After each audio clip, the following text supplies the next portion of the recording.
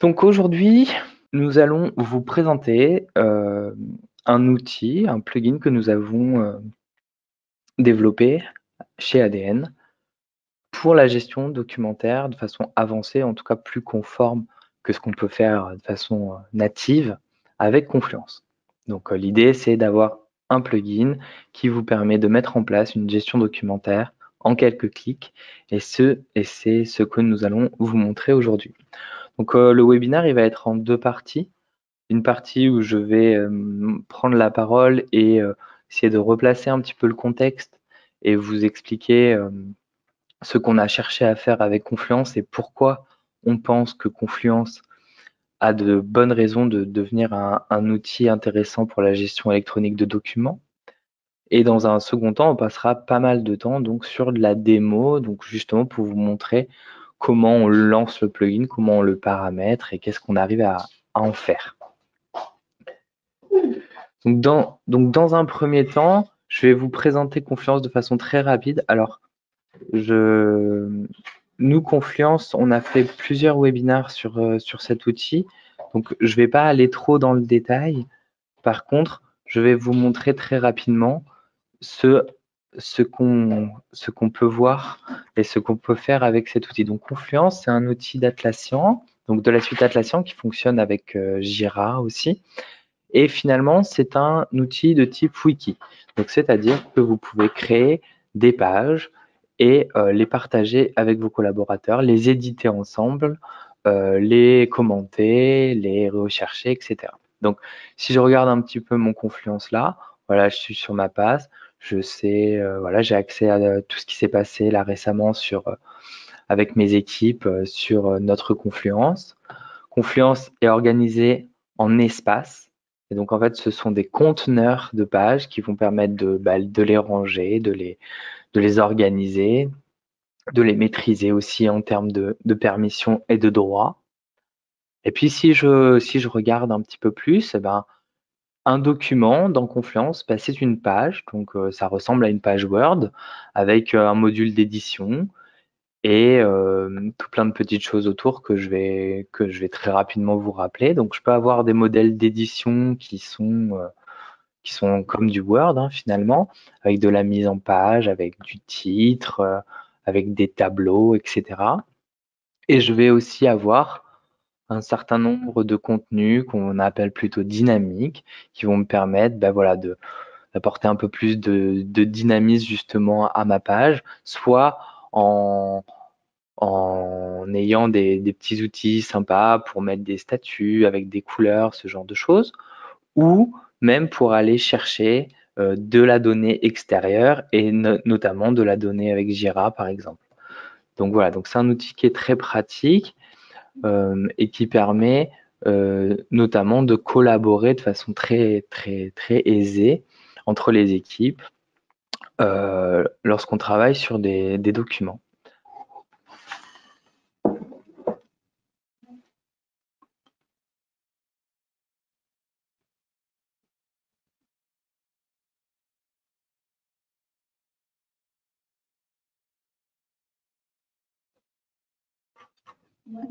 Particulières, etc. Mais aussi bien, des templates qui vont être particuliers à vos projets ou à votre entreprise que vous pouvez développer vous-même, etc. et qui vont structurer vos pages de façon rapide pour pouvoir avoir une documentation qui est bien organisée, bien structurée et, et voilà. Un autre élément très très important de Confluence, c'est que tout est indexé et donc la recherche est extrêmement aisée. Donc je vais pouvoir chercher dans Confluence très facilement mes pages, puis les trier en fonction des contributeurs, des gens qui ont créé la page, des espaces dans lesquels ils ont été sauvés ou rangés, des modifications, des labels, etc. On reparlera beaucoup des labels plus tard dans notre présentation. Donc voilà, donc tout ça pour vous montrer un petit peu l'écosystème dans lequel on va travailler aujourd'hui.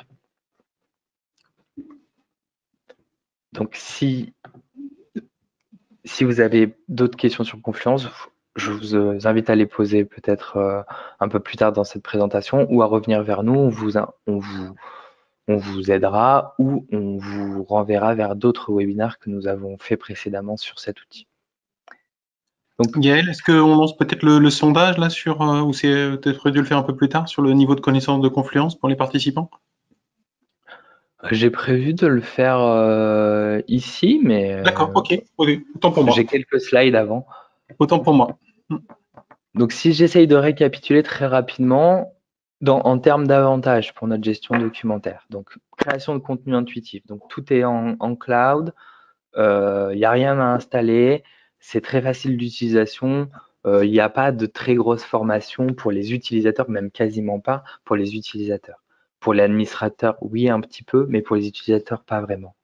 Collaboration en temps réel. Donc ça veut dire qu'en gros, vous pouvez avoir 15 personnes qui travaillent sur la même page en même temps, aucun problème, tout est géré et vous allez pouvoir suivre le contenu, etc.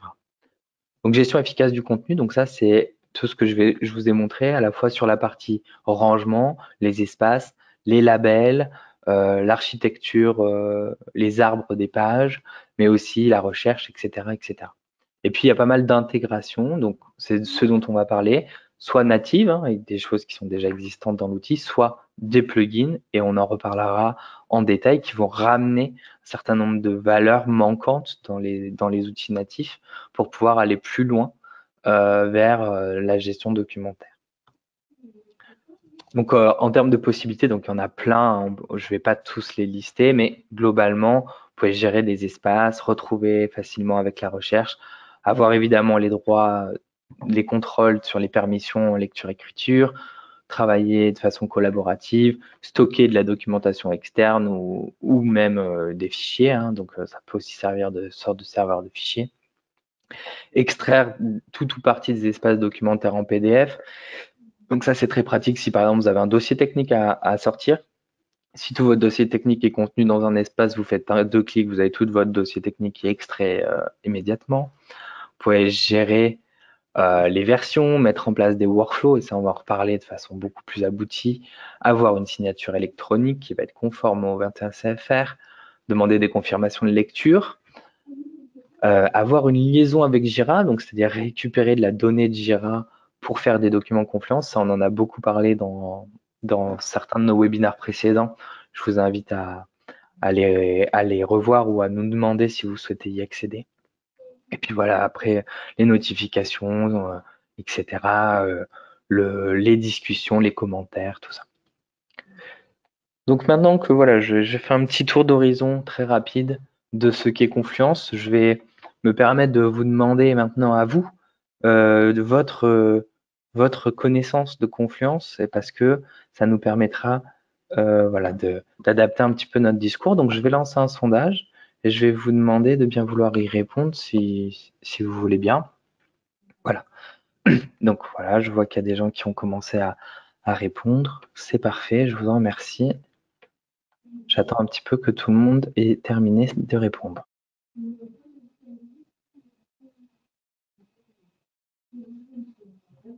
Alors, on a 92% de votants. Super. Donc je vais Il fermer. manque une personne, non, mais effectivement, on peut partager. Oui, très bien. Je partage. Donc voilà. Donc vous devriez voir afficher le résultat du sondage. Donc on a voilà plutôt une bonne moitié, presque une moitié de débutants et puis des gens voilà plutôt intermédiaires ou avancés. Donc ça c'est intéressant aussi pour nous à savoir. Pour les débutants, ceux qui souhaiteraient en savoir plus, je vous rappelle, hein, il y a d'autres webinaires où nous-mêmes vous pouvez nous contacter directement pour qu'on discute avec vous de vos besoins, de ce que vous aimeriez en faire ou de ce que vous pressentez pouvoir en faire. Ça sera avec plaisir qu'on vous aidera là-dessus. Je vous remercie. Je vais du coup lancer le deuxième sondage qui est un petit peu le pendant de celui-là, c'est-à-dire une fois qu'on connaît un petit peu votre niveau. Comme aujourd'hui, ce qui nous intéresse, c'est plutôt la gestion documentaire. On aimerait savoir ce que vous envisageriez de faire avec Confluence en termes de gestion de documents. Donc voilà, donc là c'est un choix qui est pas simple. Vous pouvez me répondre plusieurs éléments, donc SOP, dossier technique, enregistrement de production et autres. Alors apparemment, je vois qu'il y a pas mal d'autres et donc je pense que ça fera peut-être l'objet soit de questions, soit de discussions en fin de webinaire. J'attends un petit peu, voilà. On a 71% de votants et en 80, si vous pouvez avoir 92 ou 100, ça serait super pour que ça puisse être représentatif. Hein. Ok, super. Là, on est à Là, on est à 80. 93. Donc, il y a peut-être Donc, une personne, je sais pas. Bon. voilà, c'est peut-être nos équipes qui répondent pas aussi. Ouais, tout à fait. Ouais. Donc, je vais le partager. Donc, ok, plutôt de la SOP et les dossiers techniques et autres. Alors là, du coup, c'est ça qui va être intéressant. Ça veut dire qu'on n'est pas allé assez on n'a pas su deviner a priori ce qui aurait pu vous intéresser. Donc ça sera, je pense, l'occasion d'en rediscuter en fin de webinaire. Très bien. Eh bien, je vous remercie. Et donc, on avance sur la GED avec Confluence. Donc, comme je vous le disais précédemment, nous, ce qu'on a fait, c'est donc un plugin. Donc, des plugins dans Confluence, il faut savoir que vous en avez plusieurs centaines qui sont proposés par plein de sociétés et qui vont chacun apporter une fonctionnalité à Confluence. Et donc, nous, on a souhaité faire la même chose sur la partie qui nous intéresse de la gestion documentaire. Donc, je vais juste vous raconter juste en quelques slides ce qu'on a fait et la valeur qu'on a apportée. Et puis ensuite, ça sera vraiment de la démo pour que vous puissiez vous faire votre propre idée. Donc, nous, ce qu'on a ajouté, c'est ça. D'abord, ça va être de définir les zones et les espaces de publication. Donc ça, je vais me permettre d'insister un tout petit peu dessus juste après. Et vous verrez que c'est très important pour la gestion documentaire. Définir le type de version ou la façon dont on va gérer les versions de nos documents. C'est très important puisque nativement, Confluence n'a que des versions 1, 2, 3, 4, 5, 6, 7. Définir une nomenclature avec évidemment des compteurs, des dates, etc. Donc ça, vous verrez qu'on peut très bien le faire pour nos pages Confluence. Définir les statuts de workflow pour en fait finalement signaler que la page est publiée. Donc en fait, on va s'accrocher sur un workflow, et on verra comment, et le fait de la publication, ça va entraîner un certain nombre de choses, notamment sur les versions, l'augmentation d'une version, la publication dans un espace de publication, etc. Donc vous verrez tout ça juste après. Et puis ensuite, on va avoir des choses de type confirmation de lecture. Donc ça, évidemment, vous avez une procédure qui a été mise à jour. Vous voulez faire part un groupe de collaborateurs ou un collaborateur particulier et vous voulez qu'il confirme la lecture, c'est très important. Et voilà, et aussi le niveau de page concernée, ça c'est une question de savoir comment est-ce qu'on les range, comment on gère les rangements. Voilà, donc ça c'est ce qu'on a fait. Alors ça c'est très important, c'est ce qu'on appelle la gestion des espaces. Alors nous, notre plugin, il fonctionne sur un mode un tout petit peu particulier, qui est en fait un principe d'espace miroir. En fait, les espaces miroirs, c'est au lieu d'avoir un seul espace dans Confluence qui va contenir à la fois les pages de travail et les pages qui font référence, qui ont été publiées, qui ont été approuvées par la qualité, par exemple, on va travailler sur un mode deux espaces qui en fait sont en miroir l'un de l'autre. L'idée en fait, c'est de dire cet espace-là, on ne verrouille pas trop les droits pour pouvoir laisser les gens travailler de façon aisée en fait, et sans avoir à chaque fois à redemander l'ouverture de droits, etc., etc. Donc on le laisse accessible à un noyau de personnes qui doit travailler, et c'est le processus d'approbation, donc on va voir ensemble, qui, quand il a été terminé, va prendre la page qui vit dans l'espace draft et la faire vivre dans l'espace publish. L'espace publish, lui, va contenir donc toutes les pages qui ont été publiées. Il va rester accessible aux gens en lecture, mais pas en écriture, et donc ça va devenir notre espace de référence. Si je dois remodifier une page, par exemple une nouvelle version d'une procédure qui a déjà été publiée, d'abord cette nouvelle version va vivre dans l'espace draft, puis va être republiée, et enfin va atterrir dans l'espace publish et donc va redevenir la procédure de référence avec la bonne version, etc., etc. Donc ça, c'est un système qui marche très bien et qui est, je pense, une bonne pratique pour la gestion documentaire pour éviter, enfin pour garder à la fois euh, un contrôle strict, mais en même temps des possibilités de collaboration et de travail euh, aisées en fait. Enfin, et je crois que qu'est-ce que vous allez voir sur une page quand vous allez utiliser notre plugin? Eh ben, notamment des choses qui n'existaient pas avant. Donc, vous allez avoir accès à la nomenclature. Vous allez avoir accès à un certain nombre de labels qui vont être automatiquement créés pour gérer vos pages simplement. Vous allez pouvoir avoir accès au suivi de publication, aux états de la page dans le workflow. Donc, vous allez savoir s'il est en revue, en draft, publié, etc. Vous allez pouvoir suivre la version avec votre propre système de versionning, et vous allez pouvoir demander, enfin, et suivre aussi les confirmations de lecture. Donc nous, on n'a pas cherché à réinventer la roue. Évidemment, dans une gestion documentaire, on doit s'appuyer sur un outil de workflow. Hein. Donc par exemple, là, j'ai pris un workflow extrêmement simple, mais il peut être beaucoup plus compliqué. L'idée, c'est, nous, ça a été de dire les meilleurs dans ce domaine-là, c'est Comala Document Management ou Comala, enfin, Comala en général, ils ont plusieurs plugins. Donc nous, en fait, on s'appuie sur leurs plugins pour gérer les workflows. Donc les workflows, la définition des workflows, ce n'est pas nous qui les avons recréés, on s'appuie sur cet outil.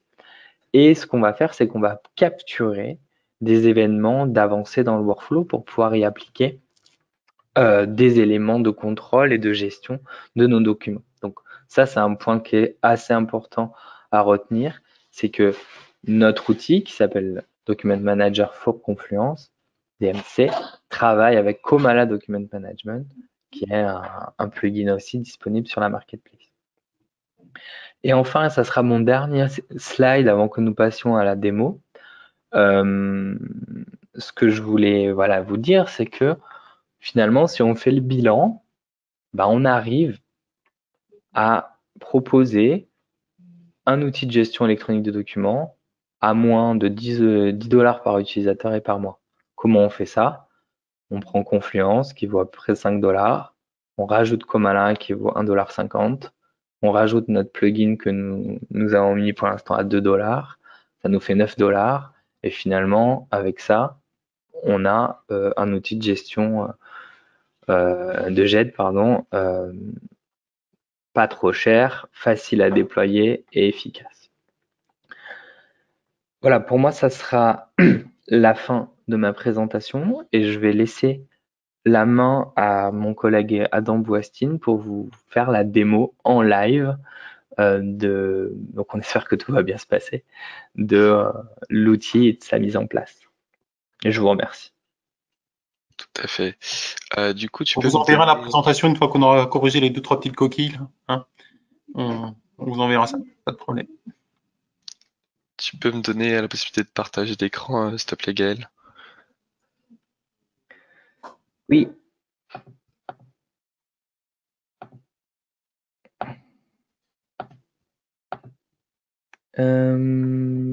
Hop, voilà, c'est bon.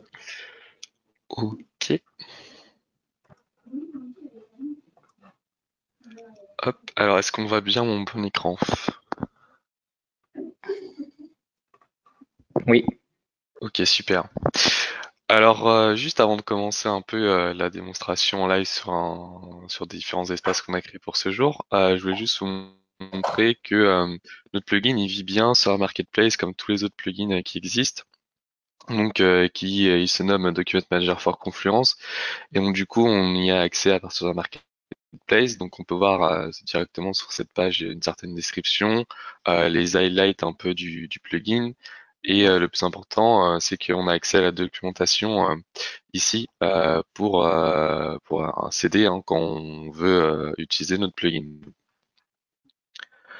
Donc, j'ai commencé la présentation par vous montrer un peu ce que ça peut donner à la fin. une fois que on a tout bien fait. Et ensuite, je vais finir mon présentation par vous montrer un peu l'implémentation du plugin sur un espace vierge en fait. Donc là, je suis dans un espace qui s'appelle Pré-Webinar Draft et je suis sur un master page de cet espace-là. Donc la master page, c'est un peu la page de récapitulatif de tous nos documents qui sont présents à l'intérieur de cet espace. Donc par exemple, on peut voir que j'ai un document rapport de validation QO, un document lancement de test automatisé le serveur de test. Et donc sur cette page-là, je vais avoir le nom de mes pages avec le lien. Donc si je clique dessus, je vais sur ma page. Et je vais avoir le versioning donc de Confluence, donc qui est le versioning natif. Et je vais avoir le versioning de notre plugin, donc qui s'appelle le DMS version, donc qui lui est le versioning que nous, en tant qu'utilisateur, on a défini sur cet espace-là, quand on a voulu utiliser le plugin. Donc en plus de ça, on va voir différentes nomenclatures. Donc par exemple ici, on a défini, nous en tant qu'utilisateur, que notre nomenclature, ce serait un texte fixe au début, donc pré-webi, suivi de la page parent, de la page sur laquelle on crée, enfin, sur le document sur lequel on a créé. Donc par exemple, ici sous formulaire, j'ai mon rapport de validation Sprint et rapport de validation QO. Et donc du coup, dans ma nomenclature, ici, j'ai la page parent de mon rapport de validation QO, donc qui est formulaire. Plus un compteur, donc pour que la nomenclature elle soit unique à chaque page. Donc on retrouve derrière le statut de notre page dans le workflow. Donc ici, on voit que mon statut de ma rapport de validation QO, c'est le statut draft. Et on voit que du coup, vu que je suis en version 0.2 dans ce cas-là, c'est-à-dire que j'ai pas encore publié ma page, donc que j'ai l'information comme quoi ma page n'a pas encore été publiée. Par exemple, si on voit ici sur la demande d'allocation d'une machine virtuelle, donc on voit que je suis en version 1.0, on voit que je suis en statut published, et on peut voir à la date à laquelle j'ai publié cette page, et je peux aller voir ma page publiée dans mon espace publish. Donc, j'ai allé regarder cette page de plus près. Donc là, je vais la regarder toujours dans mon espace draft. Donc, ce qui va se passer, c'est sur cette page, il va y avoir différentes informations. Donc, tout d'abord, il va y avoir l'information de publication de la page. Donc là, par exemple, on voit qu'il y a un petit item ici qui est en vert pour pour signifier que la page a bien été publiée. Donc, il existe en vert pour dire quand elle est publiée, en violet pour dire quand elle a été publiée une fois et qu'il y a eu des modifications, et en bleu pour dire quand elle n'a jamais été publiée. Donc, on va revenir sur ça un peu plus tard dans la démo. On a la nomenclature de la page qui est affichée en haut, pardon. Donc avec Prewebi procédure 0002. On a la version donc de notre plugin, donc qui est la 1.0. Et en plus, on a un label, donc si je descends tout en bas, qui est encore une fois le label de la nomenclature de la page. Donc ce label, on a décidé de l'ajouter pour la fonction de recherche, donc pour que ce soit plus facile de rechercher des pages. Et il n'est pas supprimable, donc c'est-à-dire que dès qu'un utilisateur essaie de le supprimer, si je réactualise ma page, il va automatiquement revenir. Si je redescends tout en bas. Donc ce label-là, il n'est pas supprimable. Et évidemment, je ne peux pas venir ajouter ce label-là sur une autre page, donc il est forcément unique dans tout mon Confluence. En plus de ces informations qu'on a sur toujours l'espace draft, je peux aller voir ma page dans l'espace publish. Donc pour ça, il n'y a rien de plus simple, il suffit de cliquer ici sur le petit item page publish et de cliquer sur le lien qu'il me donne. Et donc du coup, là, je suis dans mon espace publish. Donc on voit que j'ai ma page de demande d'allocation de machine virtuelle avec la version 1.0. Donc ça, c'est très important, on va revenir dessus après. Lorsqu'on publie une page, on va rajouter dans le titre de la page son versioning. Et donc, en fait, ça nous permet, donc, par exemple, quand j'ai publié ma version 2.0, d'avoir la version 2.0 qui va se mettre à la place de la version 1.0, mais de garder, en tant que page enfant de la nouvelle version publiée, donc de la version 2.0, la version 1.0. Donc, c'est pour avoir un historique de toutes les publications de cette page qu'il y a eu. Donc on a décidé de faire ça parce que les pièces jointes d'une page, si jamais on fait tout sur une seule même page, donc si jamais par exemple ici ça devient ma page version 2.0 et que j'ai la version 1.0 qui est encore comment dire sur la même page, en fait les pièces jointes elles seront ce sera beaucoup plus compliqué de les dissocier des différentes versions. Donc c'est pour ça qu'on a ce système de à chaque fois qu'il y a une nouvelle version qui est publiée, il y a une nouvelle page qui est mise pardon, dans l'espace published. Et donc évidemment dans ma page publiée, j'ai encore une fois ce label donc, qui est pas supprimable et qui est pas ajoutable autre part. Donc en plus de ça, donc si je retourne dans mon espace draft ici, j'ai la possibilité de voir un peu l'historique de ce qui s'est passé sur ma page. Donc si je clique sur les trois petits points ici, que j'ai dans E2MS History,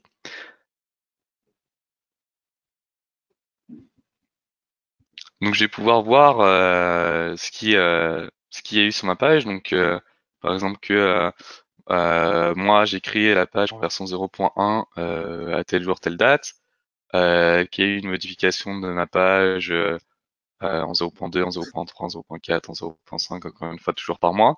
Donc dans cette historique, on a toujours la raison du changement.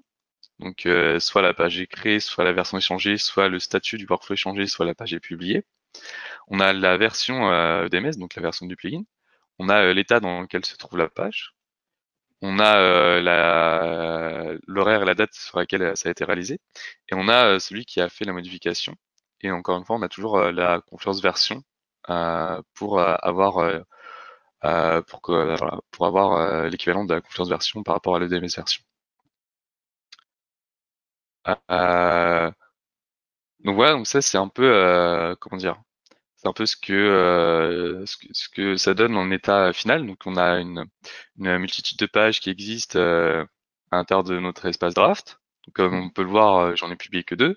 Et donc du coup, il y a que 2 pages qui existent dans mon espace public. Et donc on peut bien faire la différence entre mon espace public, donc mon espace un peu de référence où les utilisateurs vont venir vraiment chercher la version publiée, donc approuvée, et l'espace de travail où là je peux avoir autant de pages que je veux. Les utilisateurs peuvent venir travailler comme ils le souhaitent. Donc évidemment, pour arriver à cette étape un peu finale, il y a toute une partie de configuration qui doit être faite au préalable. Donc c'est ce que je vais faire maintenant. Donc là, je suis dans un espace que j'ai appelé Webinar Draft, donc qui est complètement vide, où j'ai vraiment rien fait dedans. Et donc du coup, j'ai comment dire, j'ai quelques petites choses à faire avant de pouvoir utiliser le plugin. D'abord, je dois définir un workflow dans mon espace parce que sans workflow, c'est un peu compliqué d'approuver des pages. Donc pour ça, je vais juste prendre un petit workflow vraiment tout basique avec un état review, un état approuvé, un état rejeté, même si je pense pas qu'on va utiliser l'état rejeté dans cette démo. Donc je vais l'activer. Et donc ensuite, je vais pouvoir aller dans les paramètres de notre plugin, donc de DMC. Et je vais pouvoir définir mon espace de publication. Donc dans mon cas-là, ça va être Webinar Publish.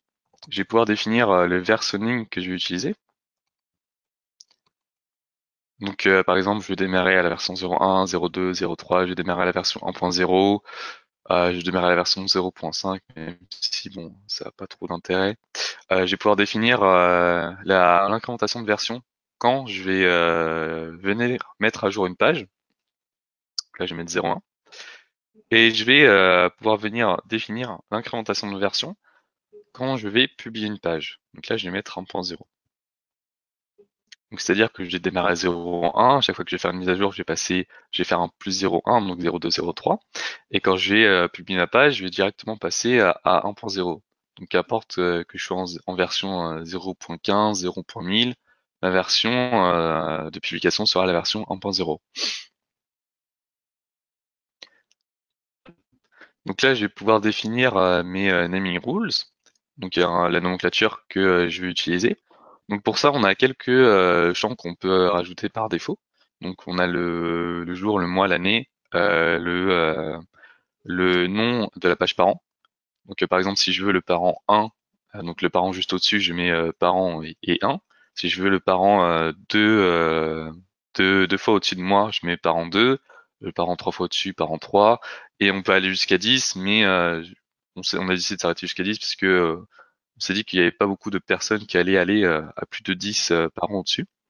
On a le compteur qui est à mettre, donc qui lui est obligatoire. Et on a la possibilité de splitter toute cette information via le per score. Donc par exemple ici, je vais vouloir dire que mon naming rules, ça va être webinar. Je vais vouloir ajouter par exemple le jour, le mois, pourquoi pas. Et je vais mettre le compteur.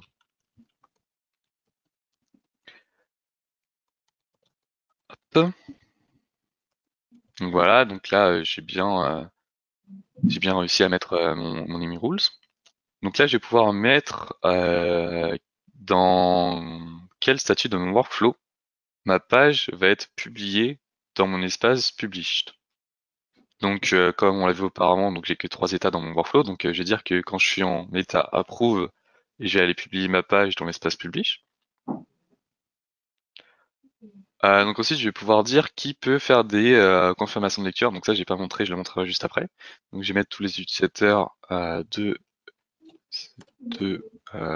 mon Confluence. Et là en fait je vais pouvoir sélectionner la hauteur, donc la profondeur dans mon arbre de page pour laquelle va être pris en compte toutes mes règles de nommage, de versionning et de publication. Donc c'est-à-dire par exemple que si je mets la profondeur à 1, toutes mes pages qui seront au niveau 1, sachant que le niveau 0 c'est la page d'accueil, enfin la page home, mais je pense qu'on va retirer dans le futur le niveau 0 parce que ça perturbe plus les gens qu'autre chose. Donc c'est-à-dire que si jamais je mets le niveau 1, toutes mes pages qui sont au niveau 1 ou en dessous seront concernées par tout le setting que je viens de faire. Donc si je mets niveau 2, ce sera toutes les pages au niveau 2 et en dessous. Donc par exemple, je pourrais avoir, comme dans mes espaces pré-webinar ici, une page ici au niveau 1 qui, elle, ne sera pas concernée par tout le setting que je viens de faire. Donc elle a pas de nomenclature, elle a pas de versioning. Je peux juste la publier pour avoir, pour l'avoir le même état de rangement entre mon espace draft et mon espace publish. Donc là, par exemple, je vais mettre du coup à 2. Hop. Et donc une fois que j'ai rempli tous mes paramètres, je vais pouvoir activer le plugin. Donc si jamais j'avais oublié de remplir un paramètre, il me laisse pas activer le plugin. Et voilà. Et donc du coup là, je vais pouvoir commencer un peu à faire à mettre en page mon espace. Donc par exemple, je vais dire que dans mon espace, je vais traiter des procédures. Hop. Je vais vouloir traiter par exemple des SOP. Donc du coup, vu que là, ma page procédure elle est au niveau 1 et que nous dans le settings on a dit que toutes mes pages concernées étaient au niveau 2, bah elle va pas avoir de nomenclature qui va être automatiquement créée. Par exemple, SOP, voilà, deuxième page parent. Donc ça c'est vraiment pour avoir la possibilité de faire du rangement en fait à l'intérieur de nos différents espaces. Vraiment d'avoir des pages parents qui vont pas être concernées euh, par toutes les règles de nommage et de versionning. Donc par exemple, on va dire que ici je vais vouloir me créer une procédure. Donc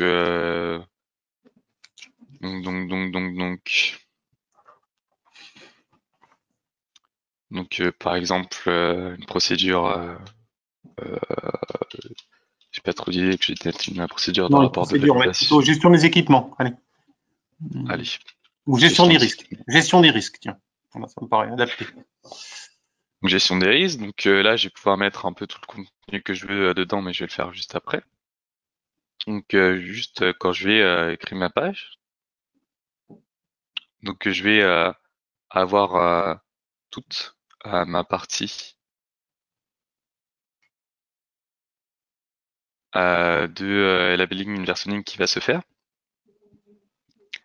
Donc ici, j'ai mon label webinar. Donc c'était quoi? C'était jour moins, du coup, je suppose, plus le compteur. Donc vu que c'est ma première page dans cet espace, c'est le compteur est à 1. Donc je retrouve encore une fois cette information ici dans mon item. Je vais retrouver ma version qui va être à 0.1. Voilà. Donc si je m'amuse maintenant à peupler un peu cette page gestion des risques, donc par exemple en faisant une matrice de traçabilité très rapide, hein, je vais juste faire hop, risque, enfin, gravité, occurrence. Vous connaissez un peu comment ça marche. J'ai pas trop rempli mon tableau, c'est juste pour l'exemple. Donc j'ai passé ici en version 0.2. Donc à chaque fois que je vais faire un update de cette page, ce versionning va augmenter. Voilà, donc je pourrais y continuer jusqu'à 0.3, 0.4, etc. Donc là, on va dire que je suis satisfait de ma procédure gestion des risques avec juste un tableau gravité occurrence qui est pas très bien rempli. Donc du coup, je vais pouvoir venir ici lancer mon processus d'approbation, sachant que mon processus d'approbation il a qu'une étape, donc c'est pour aller plus vite. Donc là, je vais pouvoir venir ajouter un viewer. Donc moi, hop, et évidemment, ce que j'ai oublié de faire dans mon workflow, c'est de rajouter une signature électronique. C'est pas très mal de ma part. Donc on va aller tout de suite le faire.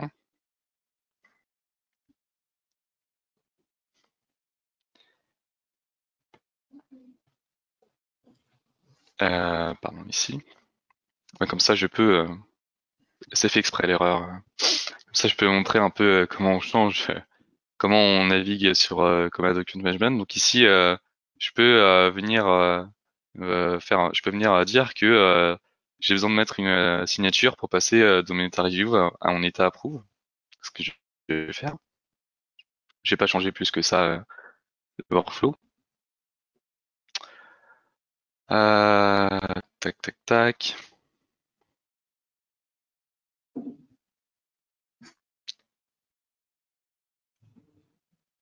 Ok. Ok. C'est les joies du direct. Hop, hop, hop, hop. Ok. Hop. Maintenant, je vais retourner sur ma page ici. Donc, gestion des risques. Hop. Et donc là, si je retourne dans mon workflow, je vais avoir, voilà, merci, la signature électronique qui apparaît.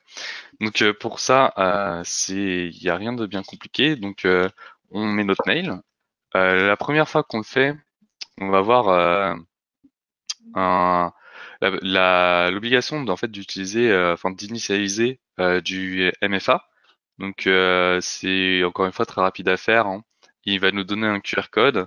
On va sur notre appli de MFA. Donc pour moi c'est Microsoft Authenticator.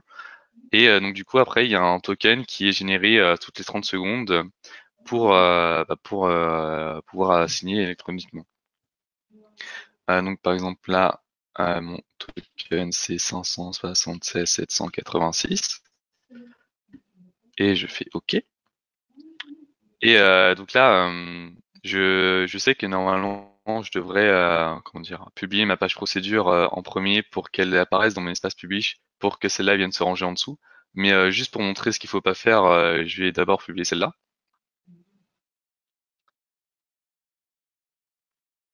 Et donc du coup, là, ma page, elle va normalement augmenter de version, donc passer en version 1.0.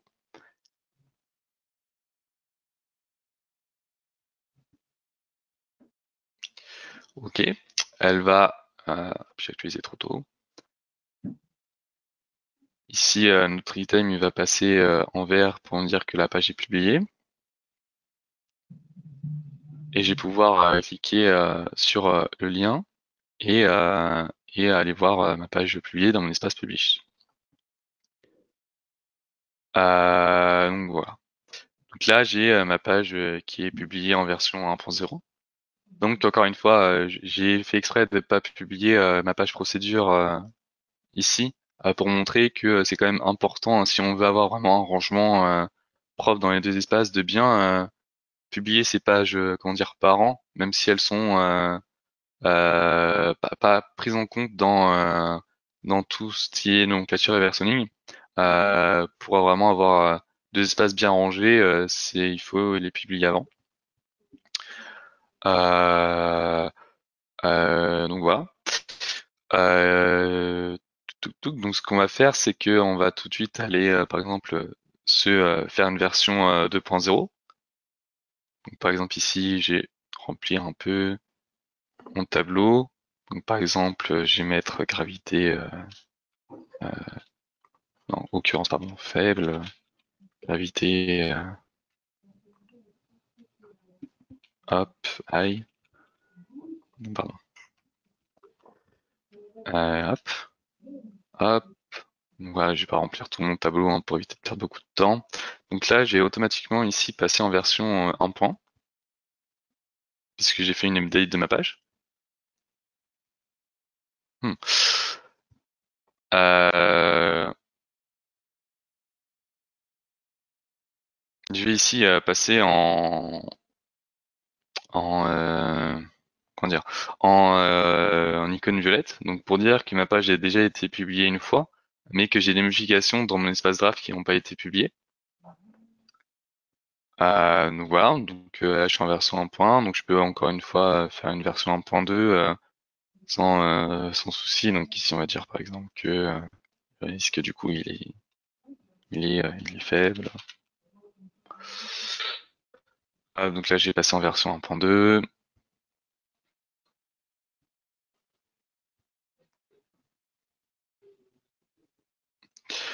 Voilà, donc là j'ai m'amusé à publier ma page. Donc encore une fois, j'ai ajouté un reviewer, donc c'est moi. Tac. Hop. Je mets mon mail. Et je repars chercher le token sur mon portable. 546,57. Je vais mettre un petit commentaire. J'approuve. Donc là, ce qui va se passer, c'est que la version 1.0 va devenir en fait l'enfant de la version 2.0 qui va être publiée. Donc ici, je retrouve bien la version 2.0, je suis bien en page publish. Donc si je vais cliquer sur ma page, enfin sur mon lien ici, j'ai ma version 2.0 ici, qui est publiée donc avec gravité occurrence rempli faible et élevé faible. Et j'ai bien ma version 1.0 qui s'est mise en tant qu'enfant de ma version 2.0. Donc là avec les champs pas remplis sur mon tableau. Et donc pareil, si je publie une version 3.0, ma version 2.0 viendra se mettre en tant qu'enfant de ma version 3.0. Ainsi de suite.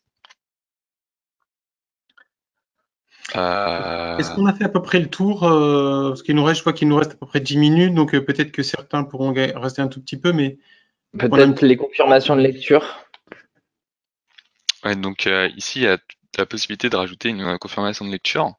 Donc ici, je peux dire qui va venir confirmer. Évidemment, je me suis pas mis dans le bon groupe, mais bon, c'est pas grave. On va mettre un utilisateur lambda.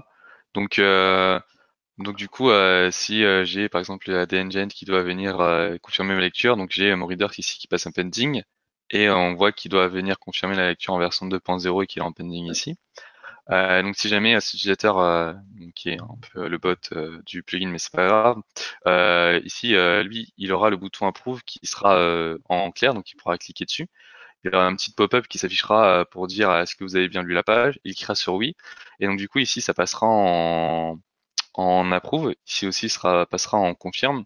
Et en plus on aura le dead time de quand il aura confirmé sa lecture dans la page. Et je peux send des new requests quand je veux. Donc, par exemple, si j'ai une version en 3.0 qui est faite, je peux venir send une request. Et je peux venir éditer mes readers aussi quand je veux.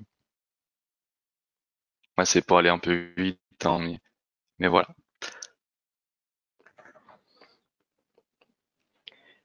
Ok. Merci Adam. Donc, bon, je pense que vous avez vu beaucoup de choses. Alors, ça va peut-être un petit peu vite. Donc, encore une fois, si vous avez des questions, là, n'hésitez pas à les poser ou à lever la main pour qu'on puisse vous donner la parole. Philippe, tu voulais ajouter quelque chose avant qu'on arrive sur la fin? Non, non, bah, je pense que c'est le moment, peut-être que les uns les autres s'expriment. Il y avait quelques petites questions qui étaient comment dire, en suspens, donc sur lequel j'ai commencé à répondre, mais par exemple, j'avais l'approbation nécessite-t-elle une signature électronique? Bon, a priori oui. Hein. Et j'avais une autre question. Est-ce que la fonction EDMS History fait le lien entre la page historique de Confluence et les infos sur l'approbation de la page?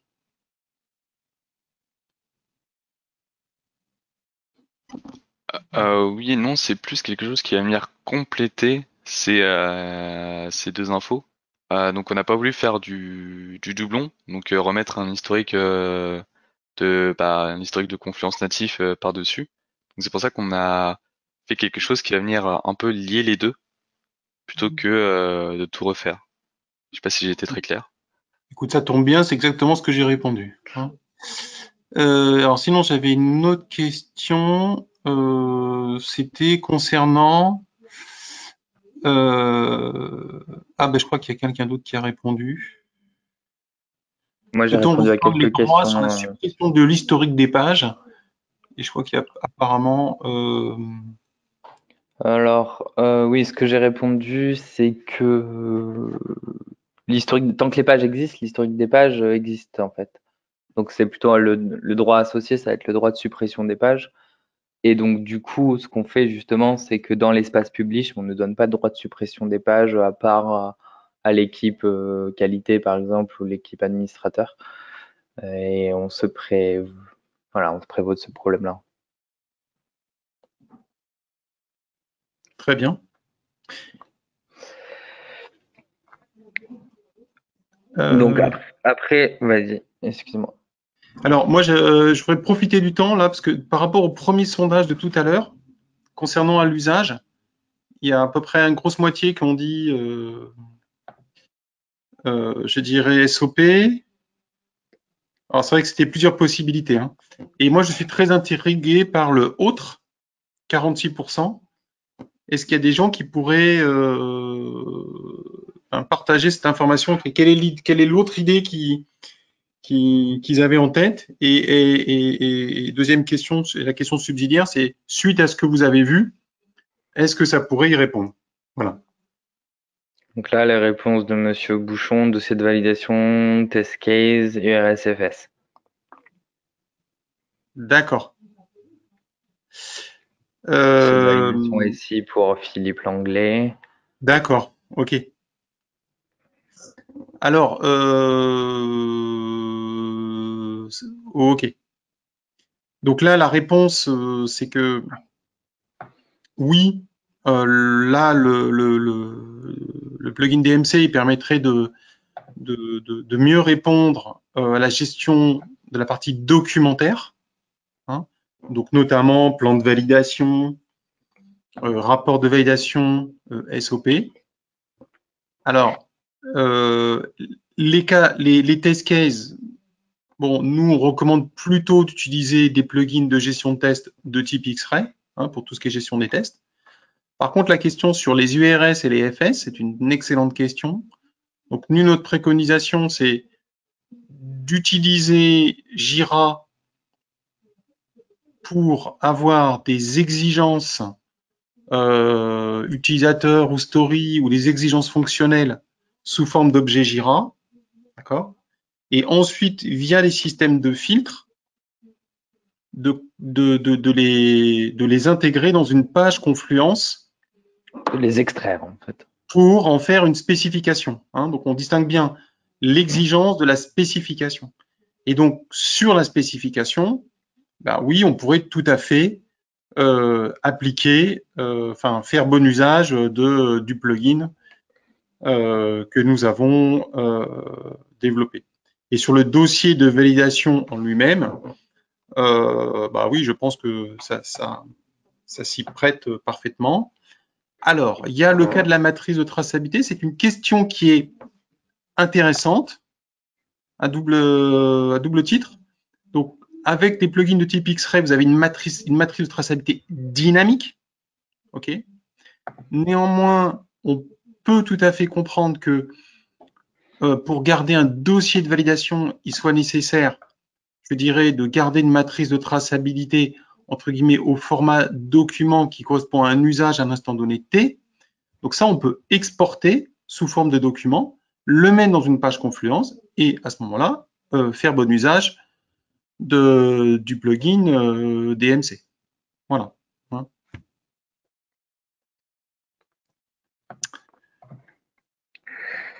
OK. Ok. Est-ce qu'il y a d'autres questions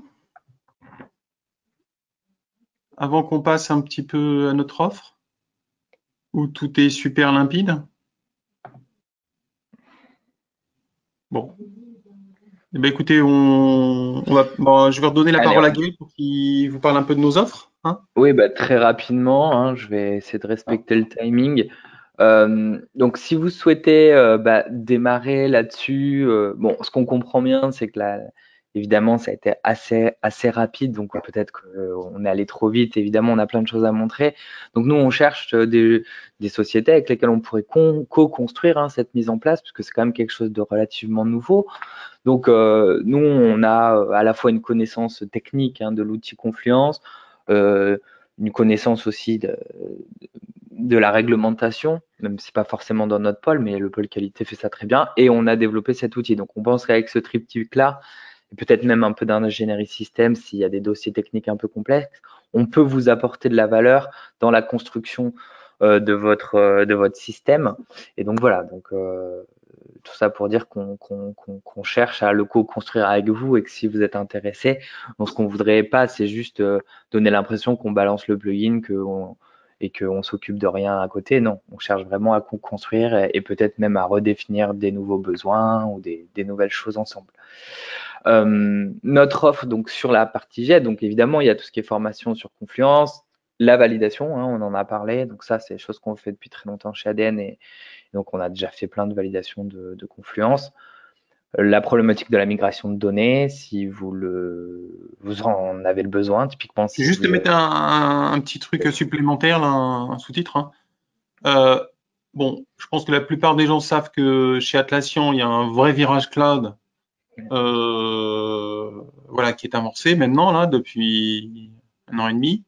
Donc, quand on parle de validation, on parle évidemment de l'environnement de validation Atlassian en mode cloud. Hein, avec, il y a quand même quelques spécificités, notamment pour gérer les changements. Et donc ça, on a réfléchi à déjà un certain nombre de sujets, voilà, de méthodes.